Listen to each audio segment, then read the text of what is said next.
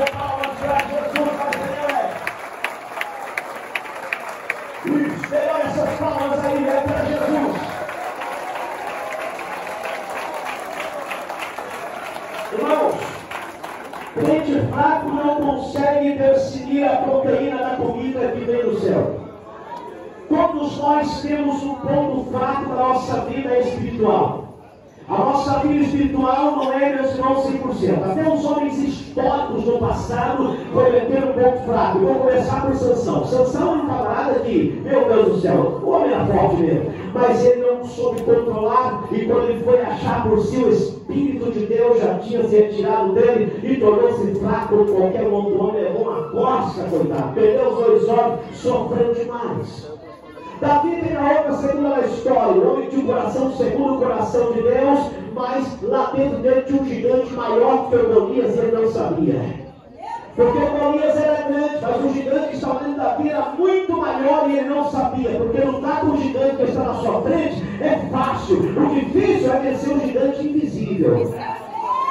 Porque tem gigante invisível lutando contra a nossa fé, a gente não vê. O nome desse demônio, desse gigante que ataca e a gente não vê. Quando você está cheio da graça, ele nem perto de você ele passa. Mas quando você está abatido, ele vem tentando desanimar. Mas quando você conhece Deus, não tem problema. Você caiu, você pecou, sempre Deus vai preparar um profeta na cama para ir falar com você. Você só precisa fazer igual Davi, entender que você está errado e pronto. Não adianta querer ganhar no mito. Errou, simplesmente pega o caminho da estrada, volta, começa de novo e não tem problema. O importante não é começar de novo. O importante é você chegar lá em cima e falar: eu tenho 10 voltas, mas eu cheguei aonde Deus queria que eu tivesse chegado. Eu andei, mas eu cheguei.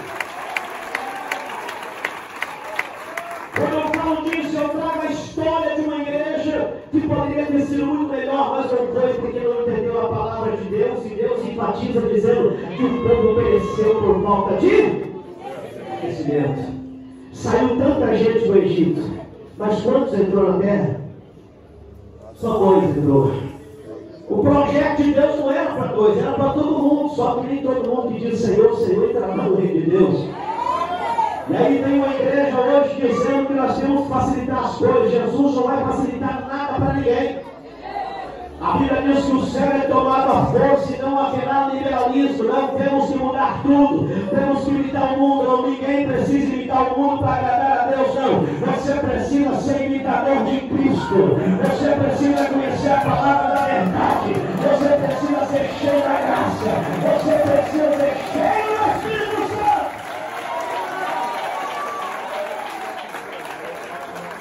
Mas eu vou falar de 3 pontos que destacam nesse versículo, que traz o alerta no despertamento. O primeiro ponto é sono. O segundo ponto é queda. E o terceiro ponto é mais dolorido ainda, que é morte. Paulo chega a dizer em uma das suas cartas que é melhor que aqueles que os irmãos sintam-se acordados. Não durmam. Desperta-te do que dorme, porque o sono pode tirar você da presença de Deus. E o sono que Paulo está dizendo não é o sono que você vai deitar e vai dormir, não. É um sono espiritual. Ele vai desligando o seu cérebro. Ele vai trazendo para dentro dos seus pensamentos outras coisas. Você está aqui dentro, mas a sua mente está lá na tua casa. O seu pensamento está lá no seu trabalho. Irmão, desliga lá fora. Deixa esse negócio para lá. Quando você chegar lá, você resolve. Agora o negócio é o altar. Isso quando o diabo não usa alguém para tirar você da igreja. Porque às vezes o diabo faz isso, né? Você chega aqui a ouvir a palavra, logo chega alguém e fala: olha, fala aí, conversar um pouquinho, quero falar com você. Não tinha nunca assunto para falar, mas o diabo tem um assunto que ele arrancou você. Não saia. Você não veio aqui para ouvir comentador de arroz e feijão falar. Você veio aqui para ouvir Deus falar. E Deus vai falar no altar. Então escuta o que Deus tem para falar.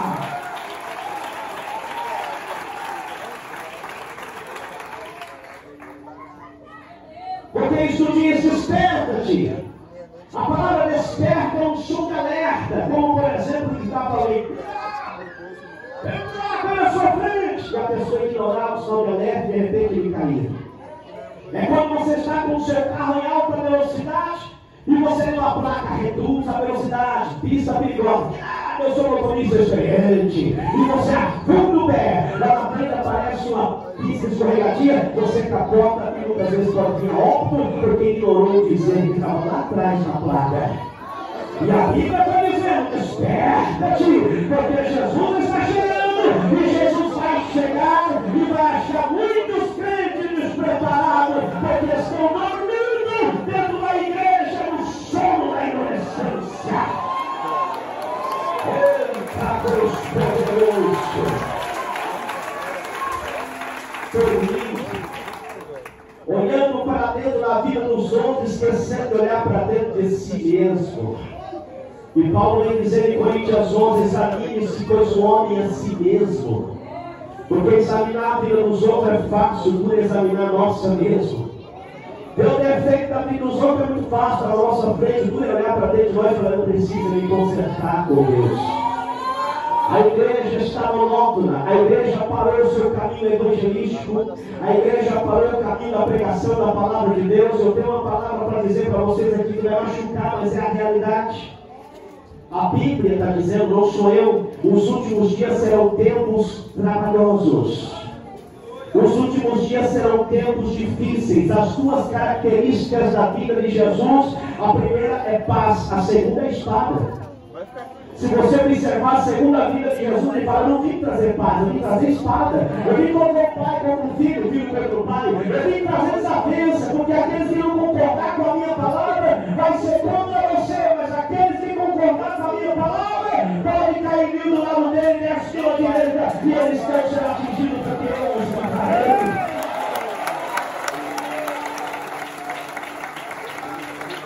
O que estou aqui na primeira palavra desperta é uma palavra muito forte. E quando eu vejo essa palavra desperta, já me surge aqui o primeiro ponto da quebra de um princípio, que era mandado ordem. Pedro era um homem que tinha uma ordenança da parte de Jesus.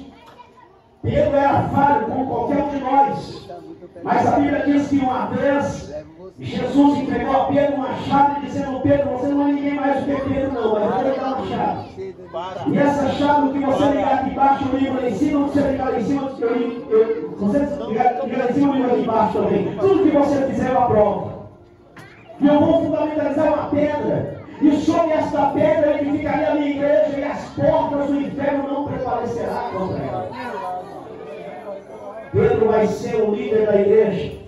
Se você ver o último capítulo de João, vai ver Pedro tentando desistir, Jesus voltando, restaurando a fé de Pedro, Pedro voltando, separando Matias para ser discípulo em lugar de Judas, que havia finalizado seu ministério. Segue a sequência, separou Matias para ser discípulo em lugar de Judas, desce para Atos 2, vai buscar o Espírito Santo, passa a ser cheio do Espírito Santo de Deus, vai para o sermão e prega quase 3.000 aulas, ele ao pé do Senhor, e ele continua pregando, e Pedro vai dizendo sobre o despertamento, vocês precisam se arrepender dessa geração pegadeira. Pedro pregava o evangelho de despertamento.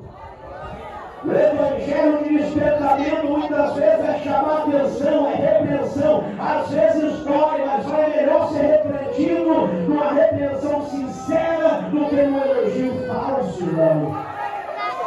É melhor você aceitar a repreensão sincera. É melhor você aceitar do que você preferir os elogios falsos.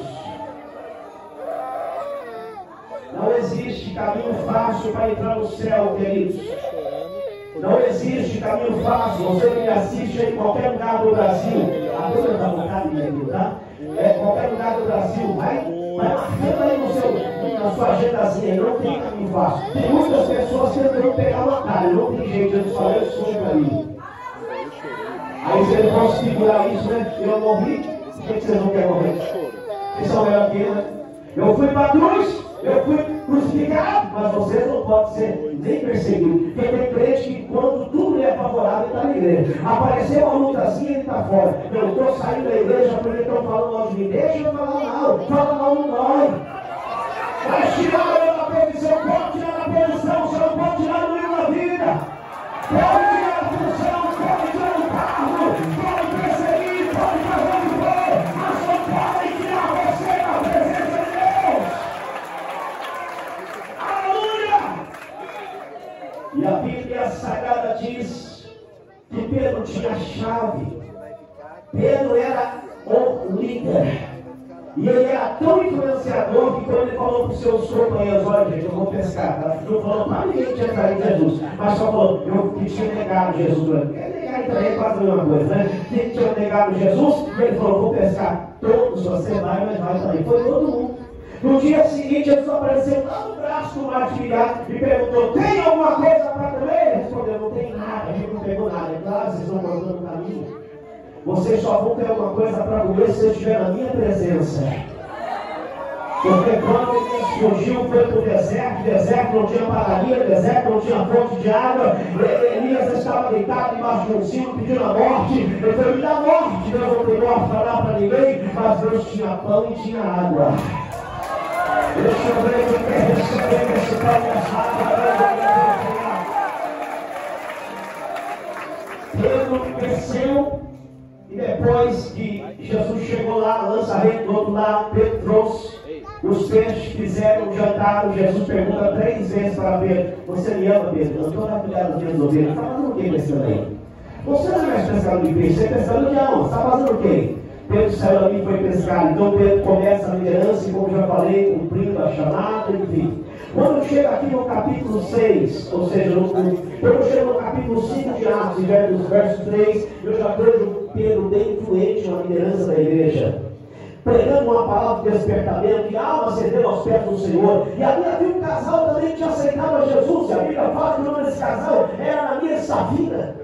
Só que a influência da quebra no princípio, quando nós não entendemos o despertamento da igreja, nós ficamos vivendo de imitações.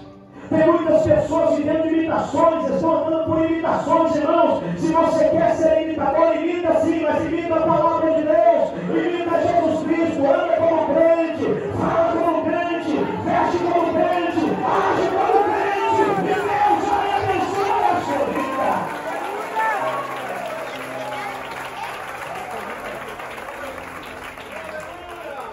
E eu já nem sei mais o que estou fazendo com os altares da igreja. As pessoas que se apresentam nos altares, não nem falam no público, falam nos altares. E eu estou aqui citando placa de igreja, estou pregando o evangelho, que a igreja não tem placa, a igreja tem Cristo. Você vai ficar no carro. E a Bíblia Sagrada diz, meus irmãos, que Cristo, ele é a bandeira número 1 da igreja. Se eu fosse você, sentava. Mas a igreja vai para frente para levar uma palavra de Deus. Mas o que está acontecendo com a igreja nos dias de hoje? O despertamento acabou. O pecado está entrando pela porta da igreja e parece que ninguém está entendendo o que está acontecendo. Os escândalos estão crescendo assustadoramente. Os últimos dias chegaram e a palavra de Deus está aqui dizendo: desperta-te, tu que dormes. Este não é lugar para dormir. O diabo saiu, quando você saiu da sua casa para vir para cá, saiu uma legião de demônios tentando matar você, até você chegar aqui não conseguiu, porque os anjos do Senhor estavam acampados em seu redor. Ei! Você conseguiu chegar aqui. Depois que você chegou aqui, pensa que o diabo saiu? Não, o diabo continuou ali. Ela conseguiu chegar, mas eu vou tentar colocar pensamento. Aí o diabo começa a colocar pensamento na sua mente. O diabo começa a usar atitudes de pessoa que vai para lá, vem para cá, que faz isso e faz aquilo, para tirar a sua atenção, enquanto o Espírito de Deus está descendo no altar. Desperta de tudo que dorme, porque a hora é chegada.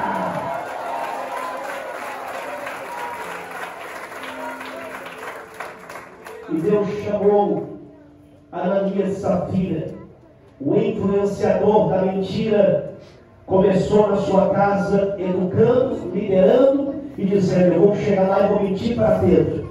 E quando você chegar, você vai um pouco mais tarde, você vai levar as panelas aí para limpar a casa, não é? Aí você chega mais tarde, se eu chegar mais cedo, você chega mais tarde, aí você chega e fala a mesma coisa que eu falei. Tá bom, irmãos? Você não é obrigado a pecar porque os outros estão pecando. Você não é obrigado a fazer porque os outros estão fazendo. Quando aquele tipo de crente diz: ah, não tem nada a ver, não, está todo mundo fazendo, você tem que saber, todo mundo é todo mundo, mas eu sempre serei eu. O Deus não vai pedir de conta para todo mundo os seus atos, mas também vai pedir conta para você dos atos de ninguém. A Bíblia diz que cada um prestará conta a Deus segundo as suas obras. Eu tenho sido atacado constantemente pelas mensagens que prego, mas eu sempre falo que eu não prego que as pessoas querem ouvir, eu prego que Deus manda pregar. Eu sempre falo para você, não, só coisa que marca a gente. Eu fui pregar na igreja e não vou comigo. Pastor, pega leve aí, porque o povo não gosta muito de palavra forte. Falei, bom, o negócio é o seguinte, eu não vim temperar comida, eu vim só servir. Eu não sou cozinheiro, eu só sou garçom. O cozinheiro já preparou, já colocou as pitadas de tempero, eu só vou distribuir. Este é o restaurante espiritual. Deixa eu ver quem foi para aprender comigo.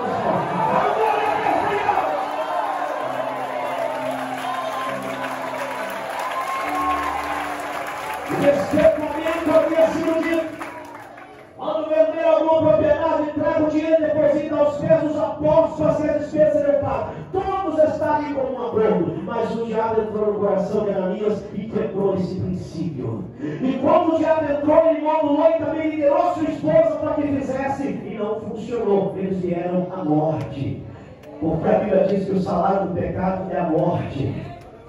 E hoje está muito normal a gente ver dois tipos de mortes atuando dentro da igreja: a morte física e a morte espiritual, onde as pessoas estão vivas, mas elas estão mortas espiritualmente. Não sente mais a presença de Deus, não sente mais vontade de chorar na presença de Deus, não sente mais vontade de falar línguas estranhas. A Santa Ceia de hoje é tão diferente da Santa Ceia de 10 anos atrás. Eu me lembro que a Santa Ceia de 10 anos atrás era um fervor. As pessoas participavam do pão e do cálice, do corpo e do sangue, e parecia que não queriam parar mais de glorificar. Hoje as pessoas nem glorificam mais. Não é Deus que mudou, somos nós que mudamos. Deus é o mesmo ontem, hoje será eternamente, mas a igreja está mudada. A igreja precisa voltar.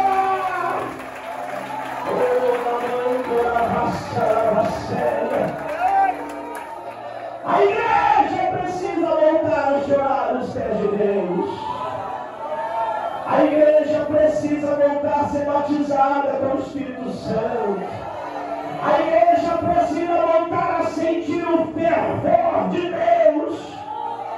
A igreja precisa voltar a ter visões. A igreja precisa voltar. Porque se a igreja não voltar, Jesus vai voltar e a igreja vai ficar aqui. E Jesus não quer deixar a igreja aqui. Por isso Paulo diz enfaticamente: desperta a igreja. E a angústia de poder um homem do porte de Pedro olhar para Ananias e perguntar: por quanto foi que você vendeu na terra, Ananias? Ele disse: foi por tanto, na maior cara dura, na maior cara esfarrapada, mentindo.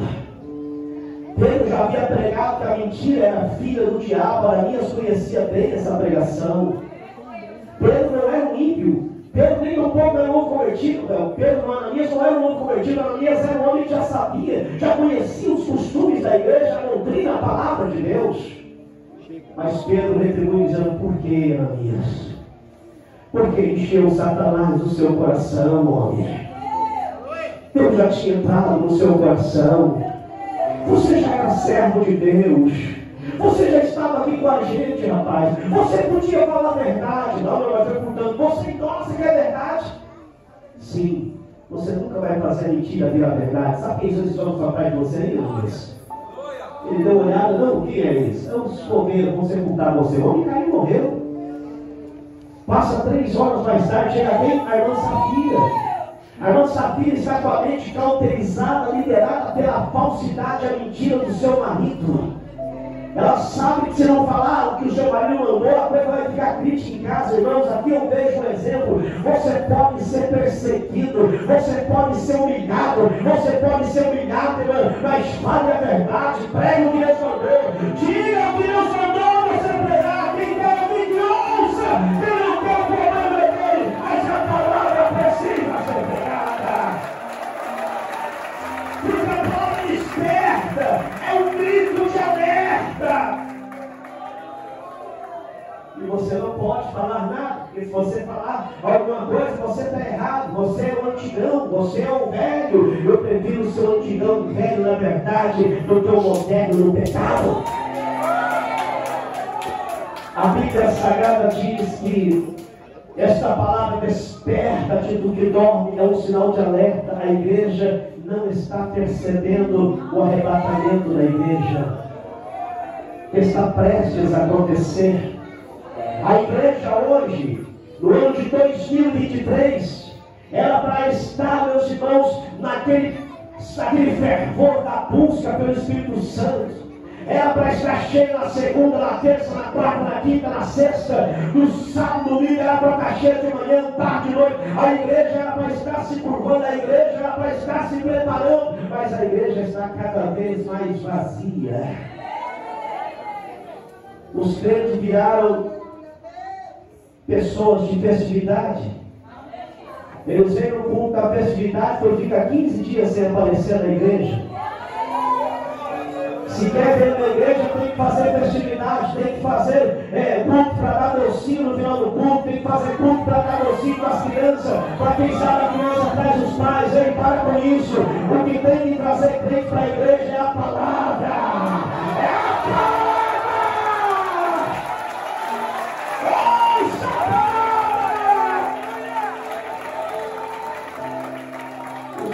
Que fica desviado no mês todo, aí anuncia, vai ter um congresso mês que vem, aí começa a vir os cultos de ensaio. Ele não falta um ensaio, parece que ele é o mais fervoroso da igreja, mas acabou a festa, ele desaparece, nunca mais aparece. Até a próxima festividade. Jesus pode chegar antes da festividade. É melhor você estar preparado, não é para o congresso não. Você tem que estar preparado para o arrebatamento da igreja. Glória a Deus, igreja!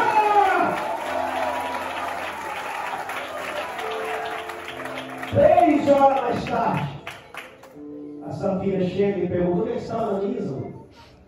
Antes de eu falar sobre o que Ananias está, me fala uma coisa: por quanto foi que vender a herdade? Ele falou já falou, não é isso? É por quanto ele falou mesmo? Sim, claro. Que pena.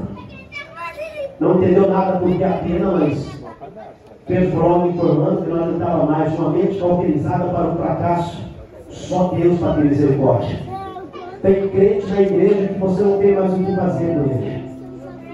Tem crente na igreja que o diabo já cauterizou a mente dele, não tem mais o que fazer. Nós só temos que orar, irmão. E isso é uma casta. Isso é algo que pega, meus irmãos. É algo que vai passando de um para outro. E vai consumindo. Tem igrejas aí, meus irmãos, pelo amor de Deus. Já se eu não me engano, um pastor aí postou um vídeo aí no culto da igreja dele lá, montou um palco lá e colocou um funk. E todos os irmãos obreiros começaram a dançar funk, né? Nós temos que dançar. E começou as dancinhas dele, porque ele disse que estava adorando a Deus. Esses carnais mundanos não precisam imitar o diabo para trazer Deus para a igreja. Nós vamos imitar a Cristo e o Senhor se derramará na igreja. A igreja é fiel e ela sempre será fiel.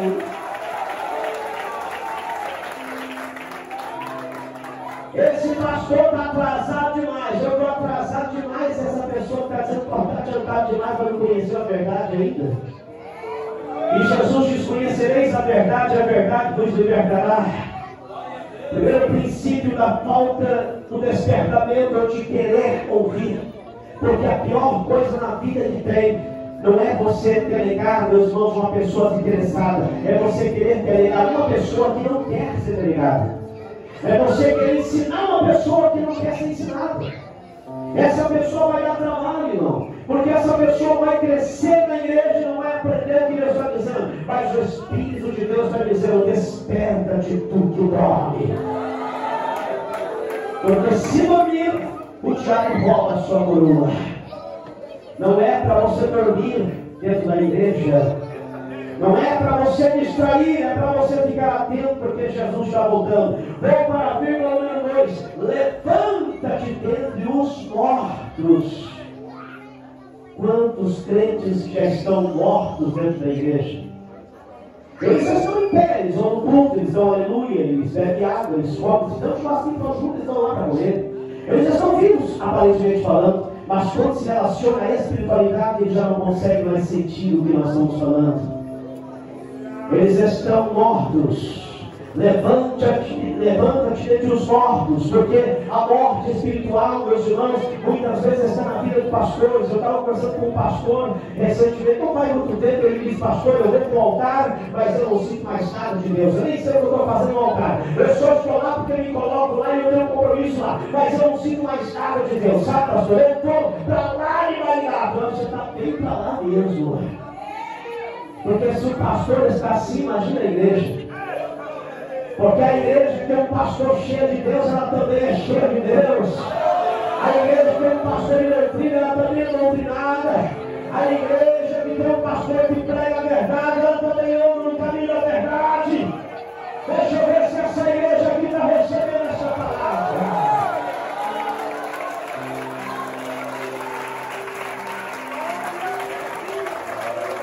Mateus capítulo 26 fala que Judas Iscariotes estava morto espiritualmente. Ele estava com Jesus, ele cuidava dos valores, mas Judas Iscariotes já estava morto espiritualmente. Judas traiu Jesus. Ele estava vivo quando chegou lá, vendeu Jesus, mas espiritualmente ele já estava morto. Irmãos, é preciso tomar muito cuidado. Se na igreja que Jesus era o pastor, o diabo conseguiu entrar no coração de um discípulo, imagina na igreja de hoje. É preciso tomar cuidado, porque a Bíblia diz que o diabo está rugindo como um leão para tragar a nossa alma. Esse encardido sabe que não vai para o céu, não quer que a gente vai também, mas ele não vai conseguir não. Porque essa igreja já foi o nome escrito no livro da vida. Deixa eu ver que eu creio que o seu nome está lá. Vamos olhar para o seu lado.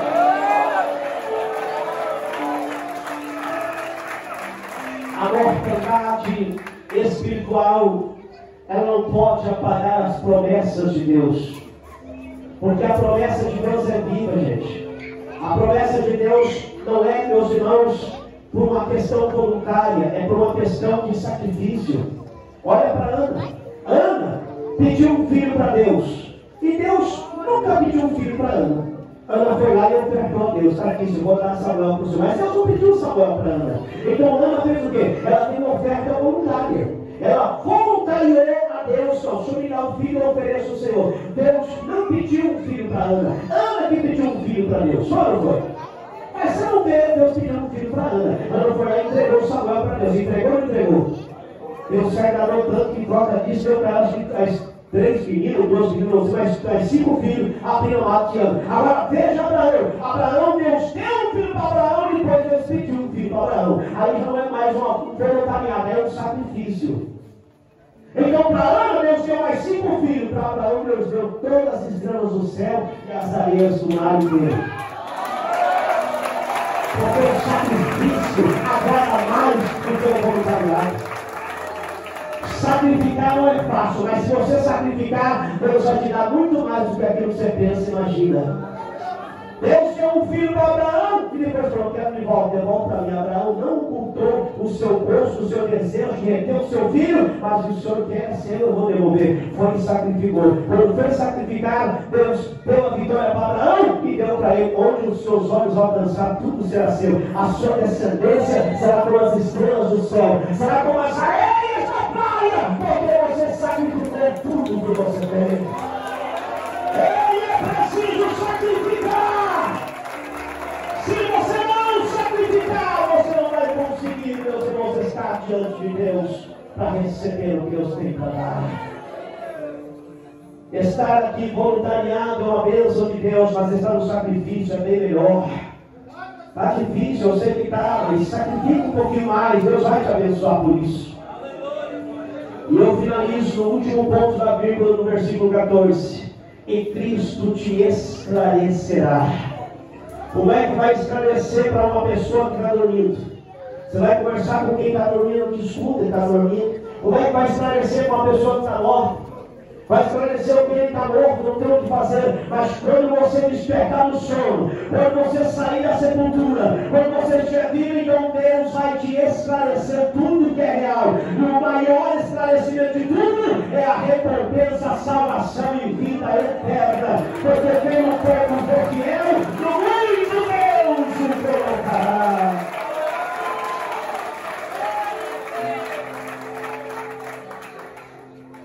vezes, irmãos, a gente passa a ser intimidado pela situação do momento.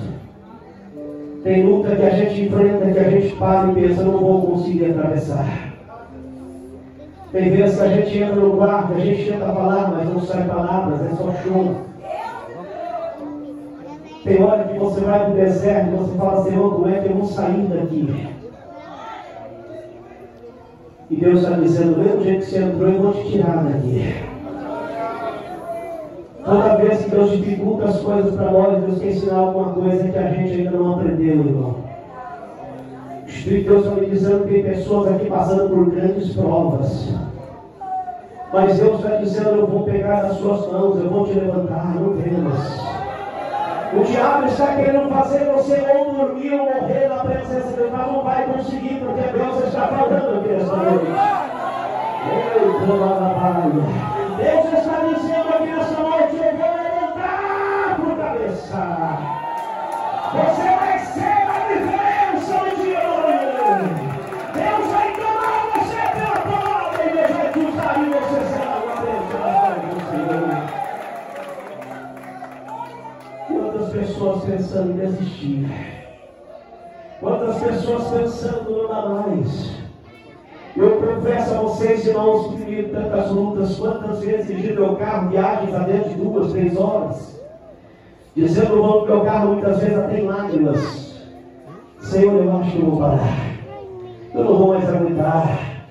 E vou andando, e vou andando, e vou andando, estrada dentro, madrugadas andando, dirigindo, levando a palavra de Deus. E no meio de estradas tão longas, Deus tem falado comigo, vai em frente, meu servo. Vai em frente que eu vou abrir o caminho para você passar. Vai em frente que eu vou abrir o caminho para você passar.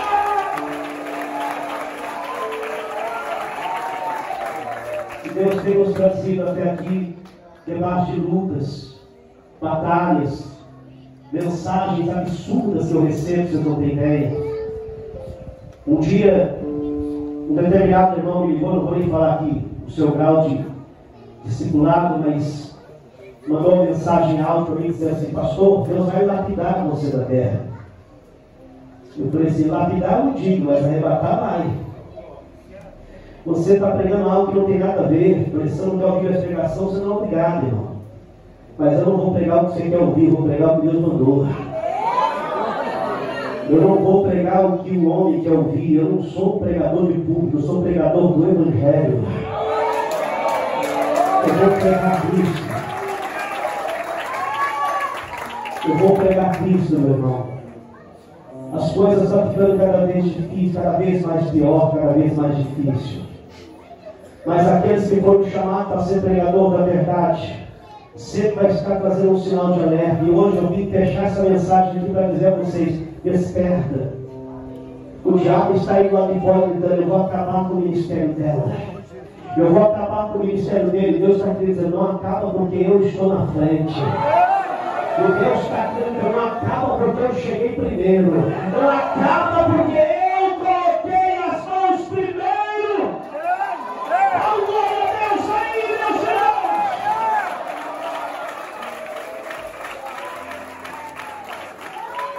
Lutas na casa, lutas no casamento, lutas na família, lutas no trabalho, lutas em tudo quanto é lugar.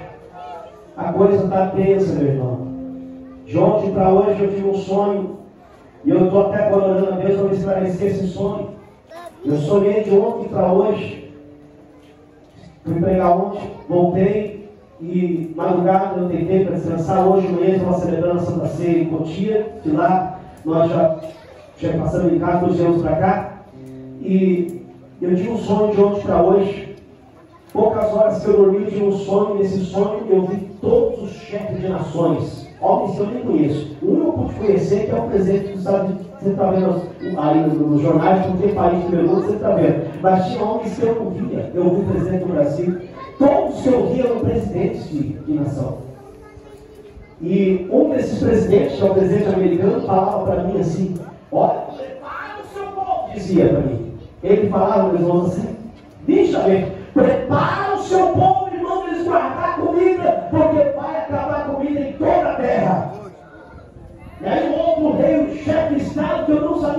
país ele era, gritava: aqui no meu país já acabou tudo, não tem mais comida para ninguém. O outro gritava e era uma correria, um tumulto de gente para lá, para cá, e eu vi a multidão de gente, e eu estava ali.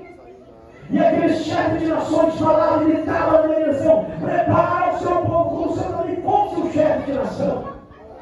E ele dizia: prepara o seu povo, porque vai acabar a comida em toda a terra e já está acabando.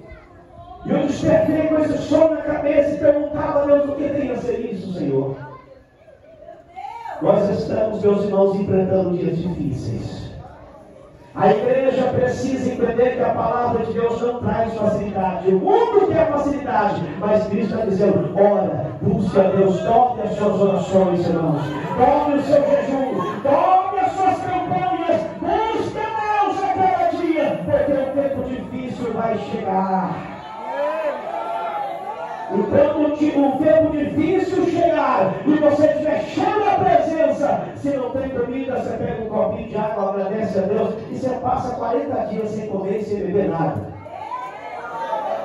Elias bebeu um copinho de água, comeu um pedacinho de pão, chegou do céu, andou 40 dias, 40 noites, não teve fome nem sede. Tudo que a gente precisa entender sobre essa comida aqui, desperta. Agora, antes que eu feche essa mensagem para orar para vocês aqui, orar para os irmãos que estão ouvindo aqui comigo também, eu trago para vocês uma revelação 13 dias que chegou do céu agora para mim. Se o Espírito de Deus me revela, me deu uma revelação muito forte aqui agora. Acabou de me dar agora. E eu sei quando o Espírito de Deus me revela. E nesta revelação, o Espírito de Deus soou aqui no meu ouvido dizendo: diga à minha igreja que ora.